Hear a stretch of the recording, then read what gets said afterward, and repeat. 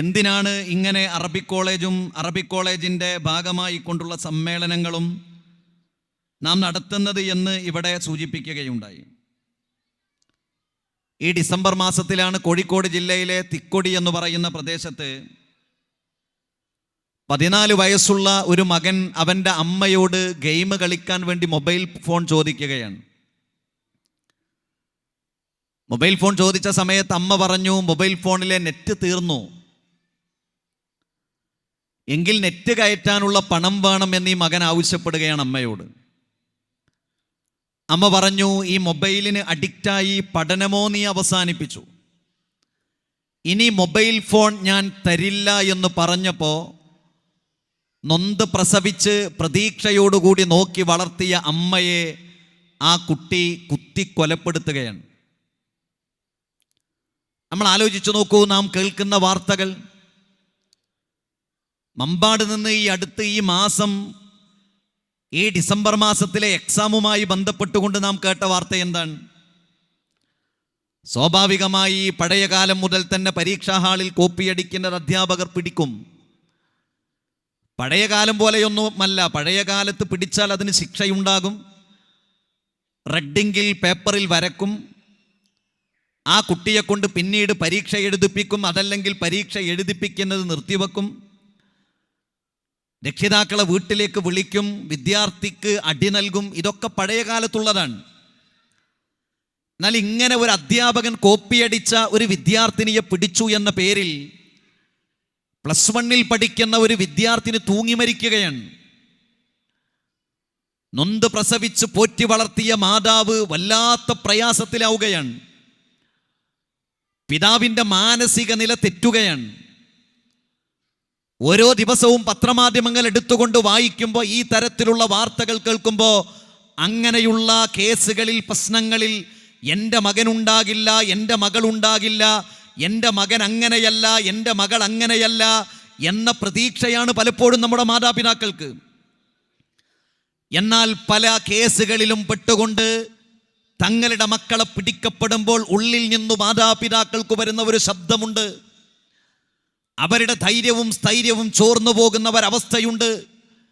എൻ്റെ മകൻ, എൻ്റെ മകൾ ഇങ്ങനെ ചെയ്തല്ലോ എന്ന വലിയ ദുഃഖഭാരം പേറിക്കൊണ്ട് ജീവിക്കുന്ന മാതാപിതാക്കളുണ്ട്. അവിടെയാണ് പ്രിയപ്പെട്ടവരെ മുജാഹിദുകളായി നാം ജീവിക്കുന്നത്. ബഹുമാനനായ ഷെരീഫ് മേലതിൽ ഇവിടെ സൂചിപ്പിച്ചു, നമ്മെ സംബന്ധിച്ചിടത്തോളം നമുക്ക് കൃത്യമായ നിയമങ്ങളുള്ള മതമാണ് ഇസ്ലാം എന്നത്. എന്നാൽ പുതിയ കാലത്ത് വളർന്നു വരുന്ന നമ്മുടെ മക്കളുടെ ജീവിതത്തിൻ്റെ ക്രയവിക്രയങ്ങളിൽ അവരുടെ ജീവിതത്തിലെ മതം എന്നത്, അവരുടെ ജീവിതത്തിലെ നിയമം എന്നത് എന്താണ്? നമ്മൾ ആലോചിച്ചു നോക്കിയിട്ടുണ്ടോ? അവരുടെ ജീവിതത്തിലെ റോൾ മോഡൽ ആരാണ്? അള്ളാഹുവിൻ്റെ പ്രവാചകനാണോ? അവരുടെ ജീവിതത്തിലേക്ക് അവർ കൊണ്ടുവരുന്ന വേദവാക്യം എന്നത് വിശുദ്ധ ഖുർആനിൻ്റെ വാക്യങ്ങളാണോ? അതല്ല സോഷ്യൽ മീഡിയകളിലൂടെ, ഇൻസ്റ്റഗ്രാമിലൂടെ, ഫേസ്ബുക്കിലൂടെ, വാട്സപ്പുകളിലൂടെ വരുന്ന റീൽസും ഷോർട്സുമാണോ അവരുടെ ജീവിതത്തെ നിയന്ത്രിക്കുന്നത്? അവരുടെ ജീവിതത്തെ നിയന്ത്രിക്കുന്നത് അവർ സ്വപ്നം കാണുന്ന ജീവിതം സോഷ്യൽ മീഡിയകളിൽ മാറി മാറി വരുന്ന റീൽസാണ്. എന്നാൽ നമ്മുടെ മക്കൾ തിരിച്ചറിയേണ്ട ജീവിതം എന്നത് 1 മിനിറ്റ് അല്ല, ജീവിതം എന്നത് 50 സെക്കൻഡ് അല്ല, ജീവിതം എന്നത് ഒരു ദിവസം 24 മണിക്കൂറാണ്.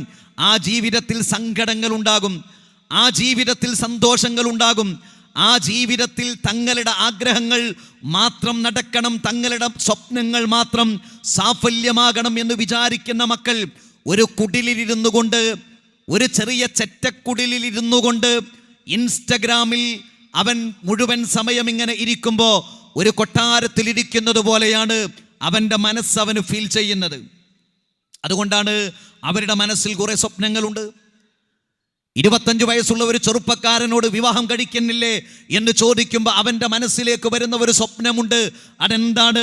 അവൻ ഇൻസ്റ്റഗ്രാമിലൂടെ, ഫേസ്ബുക്കിലൂടെ, സോഷ്യൽ മീഡിയകളിലൂടെ, റീൽസിലൂടെ, ഷോർട്സിലൂടെ ഒരു വിവാഹം കഴിക്കുന്ന ഒരു ചെറുപ്പക്കാരനെ കാണുന്നത് വിവാഹത്തിൻ്റെ നിക്കാഹിൻ്റെ വേദിയിൽ വെച്ച് മഹറിന് പുറമെ അവൻ കൊടുക്കുന്ന അവൻ്റെ iPhone 60 Pro ആണ്.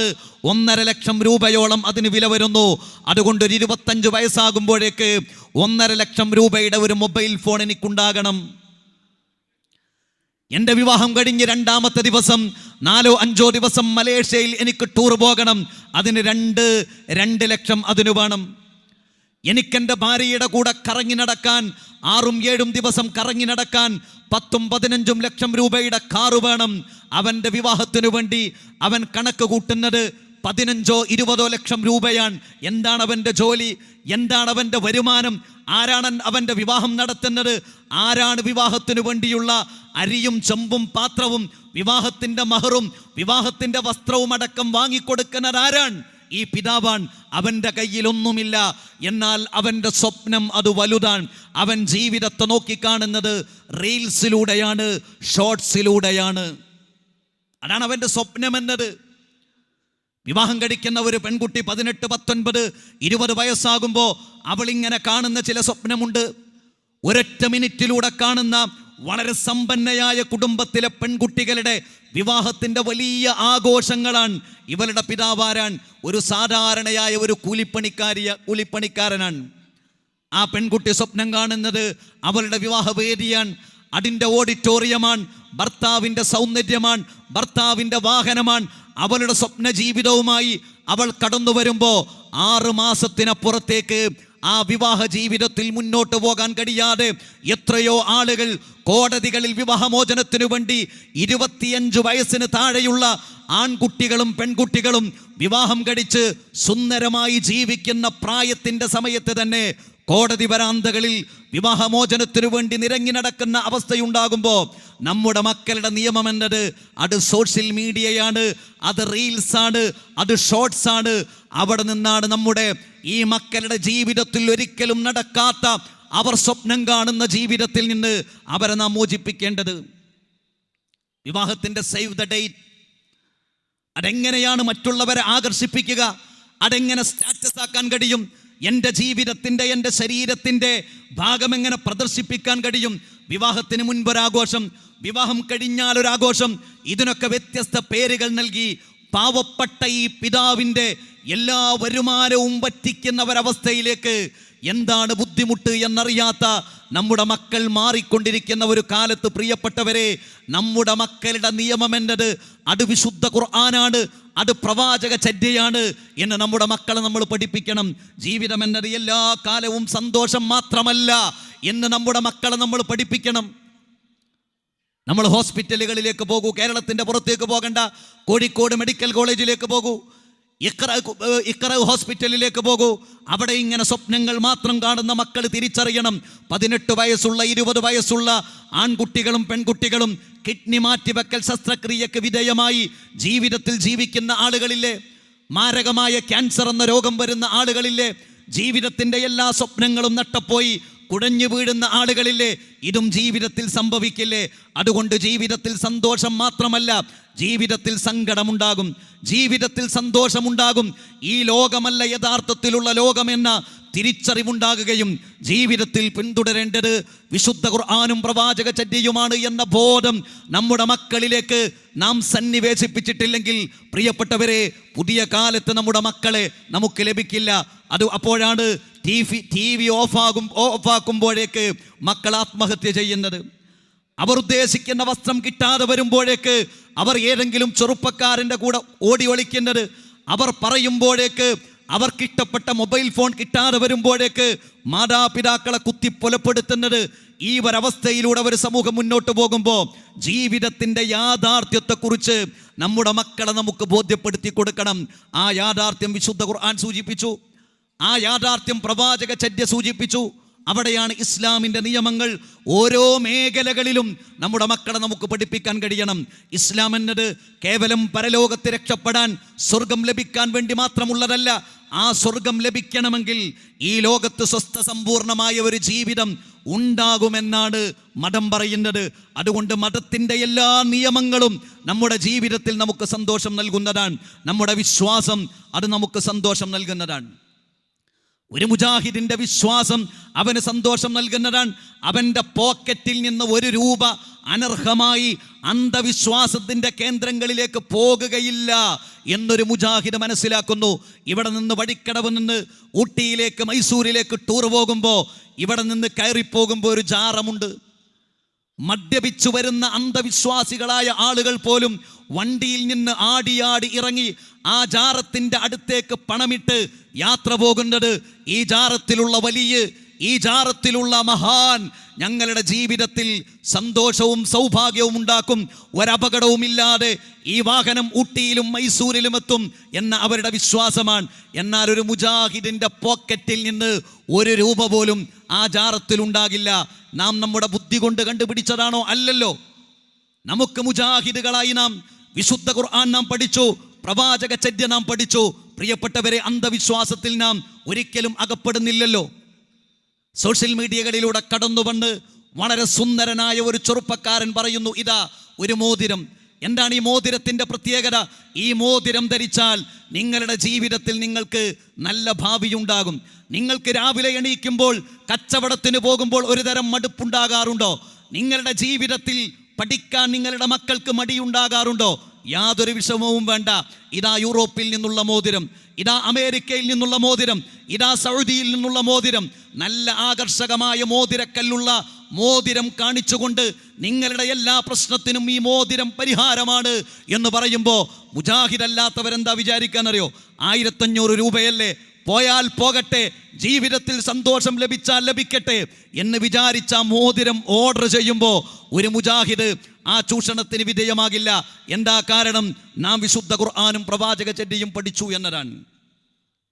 കാസർഗോഡ് ജില്ലയിൽ ഗഫൂർ ഹാജി എന്ന് പറയുന്ന 56 വയസ്സുള്ള ഒരു മനുഷ്യൻ 596 പവനാണ് സ്വർണം ഇരട്ടിപ്പിക്കാൻ വേണ്ടി ഒരു ജിന്നുമ്മക്ക് നൽകിയത്. ഏകദേശം 3.25 കോടി രൂപയോളം വരുന്ന സ്വർണം സ്വന്തം വീട്ടിൽ നിന്നാണോ? അല്ല, അയൽവാസികളിൽ നിന്ന്, കുടുംബക്കാരിൽ നിന്ന്, നാട്ടുകാരിൽ നിന്ന് 596 പവൻ നൽകുകയാണ് ഒരു സ്ത്രീക്ക്. ആ സ്ത്രീ പറഞ്ഞൊരു 50,000 രൂപ കൂടി വേണം. അതെന്തിനാ? അത് ഈ മന്ത്രം നടത്തുമ്പോഴുള്ള തകിടിന് വേണ്ടിയാണ്. സ്വർണം പൂശിയ തകിട്. 596 പവൻ സ്വർണവും 60,000-ഓളം രൂപ വരുന്ന ഒരു തകിടും ഈ ഗഫൂർ ഹാജി ആ സ്ത്രീക്ക് നൽകുന്നു. എന്നും ചോദിക്കും, സ്വർണം ഇരട്ടിച്ചോ? അവർ പറയും, കഴിഞ്ഞ റമദാനിൽ ഒരു ഏപ്രിൽ 21 എന്നാണ് എനിക്ക് ഓർമ്മ.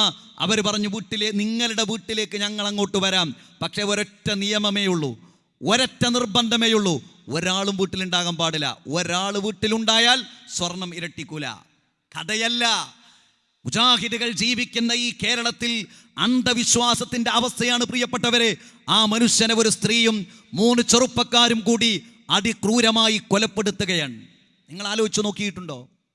ഇന്നലെ എൻ്റെ ഒരു സുഹൃത്ത് എന്നോട് സൂചിപ്പിച്ച ഒരു കാര്യമുണ്ട്. ഒരു ചെറുപ്പക്കാരൻ പറഞ്ഞു എന്നാണ്, ജീവിതത്തിൽ ചില സമയത്തൊക്കെ പഴയതുപോലെയല്ല, ചില കാര്യങ്ങൾക്കൊന്നും എനിക്കൊരു ഉറപ്പ് കിട്ടണില്ല.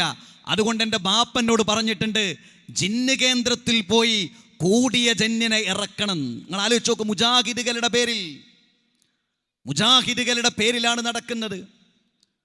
ജിന്നിനെ പൂജിക്കുന്നവർ, അതിനെ പൂജിച്ച് ഈ പൂജിക്കുന്നവനും ജിന്നും തമ്മിൽ ഒരു കണക്ഷൻ ഉണ്ടാകും എന്ന് മുജാഹിദുകളുടെ പേരിൽ പറയുന്നു. അതുകൊണ്ടാണല്ലോ നമ്മൾ മുജാഹിദ് പ്രസ്ഥാനം അതിനെതിരെ അതിശക്തമായ പ്രോഗ്രാമുകൾ സംഘടിപ്പിച്ചു വരികയാണ്. ഇവിടെയാണ് നമുക്ക് വലിയ ദൗത്യമുണ്ട്. മുജാഹിദുകളുടെ പേരിൽ ഇങ്ങനെ കൂടിയ ജിന്നിനെ ഇറക്കാൻ വേണ്ടി റാഖിമാരെ തെരഞ്ഞു പോകുന്ന ആളുകൾ ഇതിനു വേണ്ടി തെരഞ്ഞു പോകുകയാണ്. മുജാഹിദ് പ്രസ്ഥാനത്തിലേക്ക് കടന്നു വരാനിരിക്കുന്ന, അല്ലെങ്കിൽ കടന്നു വന്ന തിരുരങ്ങാടിയിലുള്ള ഒരു സഹോദരൻ സൂചിപ്പിച്ചില്ലേ, അദ്ദേഹത്തിൻ്റെ ജീവിതത്തിലെ കുറേ അനുഭവങ്ങൾ നിങ്ങൾ ആലോചിച്ച് നോക്കൂ. അദ്ദേഹം പറയാണ്, പ്രത്യേകമായ ഒരു കേന്ദ്രത്തിൽ ഈ കുറേ ആളുകൾക്ക് ഇതായിരുന്നു പണിയൻ. പ്രിയപ്പെട്ടവരെ, നമ്മൾ ഉണർന്നിരിക്കണം. അന്ധവിശ്വാസങ്ങളിൽ നിന്ന് രക്ഷപ്പെടാൻ നമുക്ക് സാധിക്കണം. നമുക്ക് അഭിമാനകരമായ ആദർശത്തിൽ ഉറച്ചു നിൽക്കാൻ നമുക്ക് സാധിക്കണം. നമ്മുടെ മക്കളെ ഇസ്ലാമികമായ വിശ്വാസത്തിൽ മുന്നോട്ട് കൊണ്ടുപോകാൻ നമുക്ക് സാധിക്കണം. നിങ്ങൾ ആലോചിച്ച് നോക്കൂ, ലജ്ജയില്ലാത്ത ഒരു സമൂഹമായി മാറുന്നു. ഞാൻ അവസാനിപ്പിക്കുകയാണ്. ലജ്ജയില്ലാത്ത ഒരു സമൂഹം. സോഷ്യൽ മീഡിയകളിലേക്ക് ഒരു ചെറുപ്പക്കാരൻ മാത്രം ഇറങ്ങിയാൽ ഫോളോവേഴ്സ് കുറയുകയും അതിൻ്റെ കൂടെ തൻ്റെ ഭാര്യയെ ആദ്യം ഇറക്കി, ഭാര്യയുടെ ശരീരത്തിൻ്റെ ചില ഭാഗങ്ങളൊക്കെ കാട്ടിയാൽ യൂട്യൂബിൽ നിന്നും ഫേസ്ബുക്കിൽ നിന്നും ഇൻസ്റ്റഗ്രാമിൽ നിന്നും വരുമാനം ലഭിക്കുന്നു. സ്വന്തം ഭാര്യയുടെ നഗ്ന ശരീരം കാട്ടി അതിൽ നിന്ന് ഫോളോവേഴ്സിനെയും വരുമാനത്തെയും ഉണ്ടാക്കുമ്പോൾ നമ്മുടെ മക്കളോട് നാം പറയണം, മക്കളെ, അള്ളാഹുവിൻ്റെ ഇഷ്ടമാണ് വേണ്ടത്. 1 മില്യൺ ഫോളോവേഴ്സ് ഉണ്ടെങ്കിലും എത്ര ഫോളോവേഴ്സ് ഉണ്ടെങ്കിലും അള്ളാഹുവിൻ്റെ ഇഷ്ടമുണ്ടെങ്കിൽ അത് മതി. നാളെ പരലോകത്ത് ഫോളോവേഴ്സിനെ കൊണ്ട് രക്ഷപ്പെടൂല. അള്ളാഹു ഒരു മനുഷ്യനെ ഈ ഭൂമിയിൽ ഇഷ്ടപ്പെട്ടാൽ അള്ളാഹു സുബ്ഹാനഹു വ തആല ജിബ്രീൽ അലൈഹിസ്സലാമയോട് പറയും, ഞാൻ ഇന്ന ഒരാളെ ഇഷ്ടപ്പെട്ടിട്ടുണ്ട്, നീയും അയാളെ ഇഷ്ടപ്പെടുക. ജിബ്രീൽ അലൈഹിസ്സലാം പറയും, മലക്കുകളോട് മുഴുവൻ ആ മനുഷ്യനെ ഇഷ്ടപ്പെടാൻ പറയും. മലക്കുകൾ മുഴുവൻ ആ മനുഷ്യനെ ഇഷ്ടപ്പെടും. പിന്നെ ഭൂമിയിലുള്ളവർ മുഴുവൻ ആ മനുഷ്യനെ ഇഷ്ടപ്പെടും. ആ തരത്തിലുള്ള ഇഷ്ടവും താല്പര്യവുമാണ് നമുക്ക് വേണ്ടത് എന്ന് നമ്മുടെ മക്കളെ നമ്മൾ പഠിപ്പിക്കണം. ഇസ്ലാമികമായ വേഷം വളരെ പ്രധാനപ്പെട്ടതാണ്. ആരാണ് മനുഷ്യൻ എന്ന് പറഞ്ഞാൽ? മനുഷ്യൻ എന്ന് പറഞ്ഞാൽ മനുഷ്യനെ സൃഷ്ടിച്ചതിന് ശേഷം അല്ലാഹു സുബ്ഹാനഹു വ തആല മലക്കുകളോടാണ് പറയുന്നത് മനുഷ്യന് സുജൂദ് ചെയ്യാൻ. നമ്മൾ ആലോചിച്ചു നോക്കിയിട്ടുണ്ടോ? മലക്കുകളോട് അല്ലാഹു പറയുന്നു മനുഷ്യന് സുജൂദ് ചെയ്യാൻ. എന്നാൽ ആ മനുഷ്യനെ കുറിച്ച് തന്നെയാണ് ഖുർആൻ പറഞ്ഞത്, വലഖദ് ദറഅനാ ലിജഹന്നമ കസീറൻ മിനൽ ജിന്നി വൽ ഇൻസി ലഹും ഖുലൂബുൻ ലാ യഫ്ഖഹൂന ബിഹാ വലഹും അഅ്യുനുൻ ലാ യുബ്സിറൂന ബിഹാ വലഹും ആദാനുൻ ലാ യഫ്ഖഹൂന ബിഹാ ഉലൈക കൽ അൻആമി. അതും മനുഷ്യരാണ്. നരകത്തിനു വേണ്ടി സൃഷ്ടിക്കപ്പെട്ട ജിന്നുകളിൽ നിന്ന് മനുഷ്യരിൽ നിന്നുള്ള ആളുകൾ, അവർക്ക് കണ്ണുണ്ട്, എന്നാൽ അവർ കണ്ണു തുറന്ന് കാണുകയില്ല. അവർക്ക് കാതുകളുണ്ട്, അവർ കേൾക്കേണ്ടത് കേൾക്കുകയില്ല. അവർക്ക് ഹൃദയമുണ്ട്, അവർ ചിന്തിക്കുകയില്ല. ഉലൈക കൽ അൻആം, അവർ കന്നുകാലികളെ പോലെയാണ്. അവിടെ ആ ആയത്ത് അവസാനിക്കുന്നില്ല. കാരണമെന്താ? ഒരു കാക്ക ചത്തുകിടക്കുന്ന സ്ഥലത്തേക്ക് ഒരുപാട് കാക്കകൾ ഓടിയെത്തുന്നു.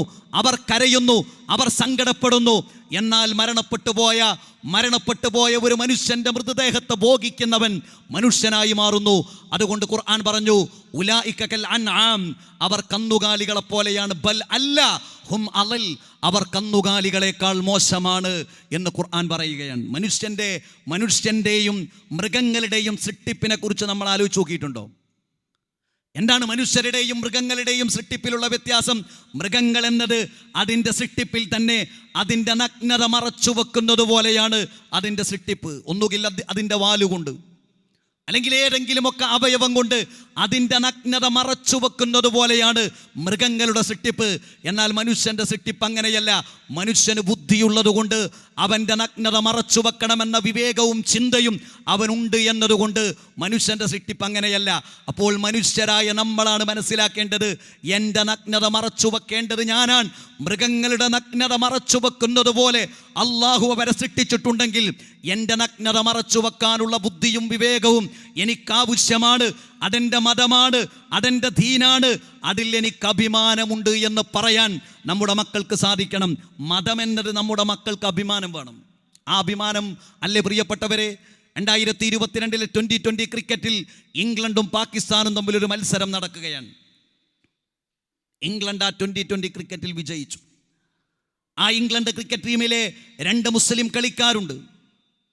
ആ 2 മുസ്ലിം കളിക്കാർ ആ ട്രോഫി വാങ്ങി, അവർ ആഘോഷിച്ചു.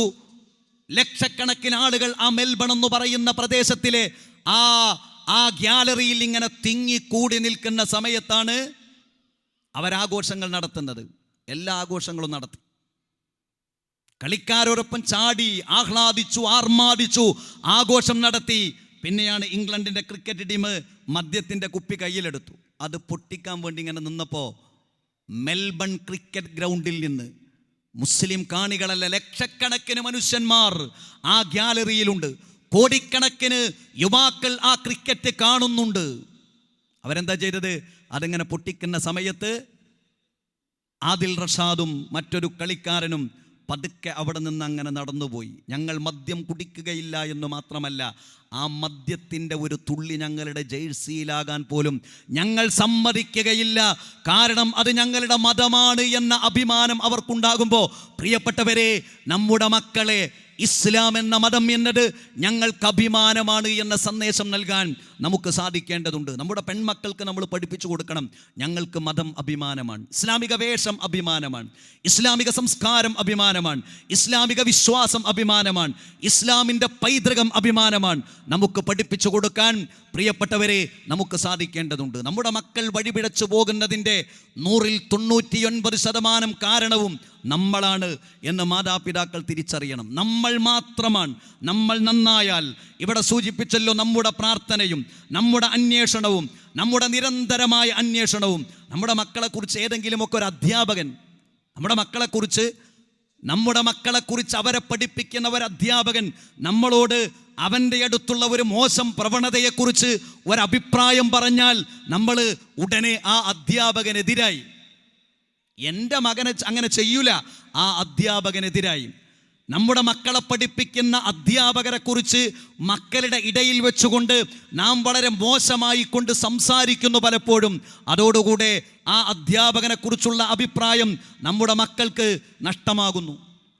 നമ്മുടെ മക്കളുടെ ജീവിതത്തിലെ ചില നല്ല കാര്യങ്ങളെക്കുറിച്ച് സൂചിപ്പിക്കാൻ മാതാപിതാക്കളെ വിളിച്ച് വളരെ മാന്യമായി അധ്യാപകർ സംസാരിക്കുന്നതോടുകൂടെ ആ അധ്യാപകൻ നമ്മുടെ ശത്രുവായി തീരുന്നു. പിന്നെ എങ്ങനെയാണ് നമ്മുടെ മക്കൾ നന്നാകുക എന്നത് മാതാപിതാക്കൾ ആലോചിക്കണം. നമ്മുടെ മക്കൾ ജീവിതത്തിൽ കഴിയുന്ന 24 മണിക്കൂറിൽ രാവിലെ 9 മണിക്കെത്തിയാൽ ഏകദേശം 6-7 മണിക്കൂർ അവരെ ശ്രദ്ധിക്കുന്നത്, അവരുടെ ജീവിതത്തിലെ ഓരോ ചലനങ്ങളും വീക്ഷിക്കുന്നത് അവരെ പഠിപ്പിക്കുന്ന അധ്യാപകരാണ്. ആ അധ്യാപകർ നമ്മുടെ മക്കളെക്കുറിച്ചൊരു നിർദ്ദേശം വെക്കുമ്പോഴേക്ക് പലപ്പോഴും നമുക്ക് ഇഷ്ടപ്പെടുന്നില്ല.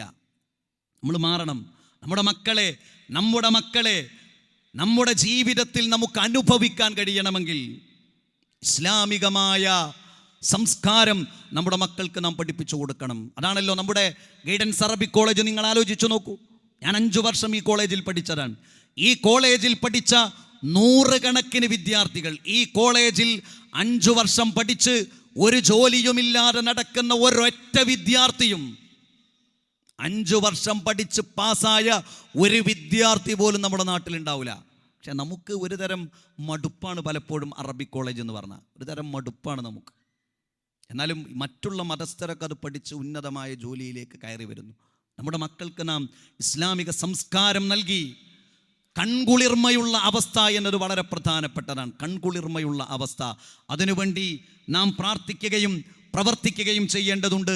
വീണ്ടും ഞാൻ സൂചിപ്പിക്കുകയാണ്, ഇൻഷാ അല്ലാഹ് ജനുവരി 12 ഉച്ചയ്ക്ക് 2 മണിക്ക് ഇവിടെ വെച്ചുകൊണ്ട് നമ്മുടെ മക്കൾക്ക് ക്ലാസ് എടുക്കുന്നത് അവരെ ബാധിക്കുന്ന ഈ ലിബറലിസത്തിൻ്റെ, മതനിരാസത്തിൻ്റെ ചില ചിന്തകൾ നമ്മുടെ മക്കളുടെ മനസ്സിലുണ്ട്. ചിലതൊക്കെ പറയുമ്പോൾ എന്താ അതൊക്കെ ഞങ്ങളുടെ ചോയ്സ് അല്ലേ, ഞങ്ങളുടെ ഇഷ്ടമല്ലേ എന്നൊക്കെ ചോദിക്കാൻ.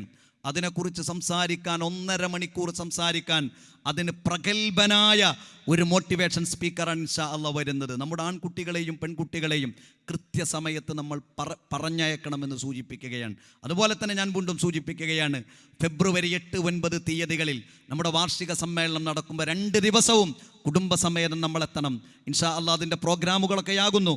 ഞായറാഴ്ച ദിവസം ബഹുമാന്യനായ ഉനൈസ് പാപ്പിനിശ്ശേരി ഇൻഷാ അല്ലാഹ് നമ്മളോട് സംസാരിക്കും. ഇങ്ങനെയുള്ള പ്രഗത്ഭരായ പണ്ഡിതന്മാർ, നമ്മുടെ സംഘടനയുടെ സംസ്ഥാന ജില്ലാ നേതാക്കന്മാർ, പ്രഗത്ഭരായ പ്രഭാഷകർ എല്ലാവരും പങ്കെടുക്കുന്ന ഈ സമ്മേളനത്തിലേക്ക് നിങ്ങളെല്ലാവരും വരണം എന്ന് ഒരിക്കൽ കൂടി സൂചിപ്പിച്ചുകൊണ്ട് അല്ലാഹു സുബ്ഹാനഹു വ തആല നമ്മുടെ ജീവിതത്തിലെ സൽപ്രവർത്തനങ്ങളെല്ലാം നാളെ പരലോകത്ത് നമ്മെ വിചാരണ ചെയ്യുന്ന സമയത്ത് സ്വർഗത്തിലേക്ക് പോകാൻ ഉതകുന്ന സൽപ്രവർത്തനങ്ങളാക്കി തീർക്കുമാറാകട്ടെ എന്ന് ആത്മാർത്ഥമായി പ്രാർത്ഥിച്ചുകൊണ്ട് ഞാൻ എൻ്റെ വാക്കുകൾ അവസാനിപ്പിക്കുന്നു. അള്ളാഹു നമ്മെ അനുഗ്രഹിക്കുമാറാകട്ടെ. വൽഹംദുലില്ലാഹി റബ്ബിൽ ആലമീൻ. അസ്സലാമു അലൈക്കും വറഹ്മത്തുള്ളാഹി വബറകാതുഹു.